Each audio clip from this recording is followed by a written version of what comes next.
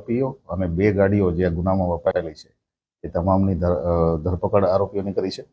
આમાં 2-3 એલિમેન્ટ છે. એક એલિમેન્ટ છે કે જે દિનેશ સોલંકી જે ફરિયાદી છે એ ફરિયાદી પોતે યુટ્યુબના માધ્યમથી અને ઇન્સ્ટાગ્રામ અને ફેસબુકમાં અલગ અલગ ટાઈપના વિડીયો બનાવીને મૂકે છે. સાથે સાથે એની રાઇવલરીમાં કીર્તિ પટેલ કરીને છે, બીજા ઇન્ફ્લુએન્સર છે, એક ખજૂરભાઈ કરીને ઇન્ફ્લુએન્સર છે. આ ત્રણેયની ઇન્ટરનલ રાઇવલરી ફોલોઅર્સ મેળવવા માટેની અને એના પોતાના ફોલોઅર્સને અમુક કામગીરી સોંપવાની, સામેના વ્યક્તિને નીચો બતાવવાની, આવી પ્રકારની રાઇવલરીને કારણે પણ આ બનાવ બન્યો છે. This is one reason.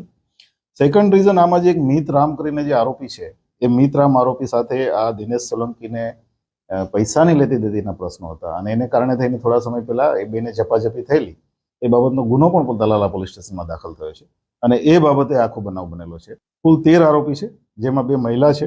13માંથી 2 આરોપી અમે તાત્કાલિક પકડી લીધા છે અને આગળની કાર્યવાહી ચાલે છે.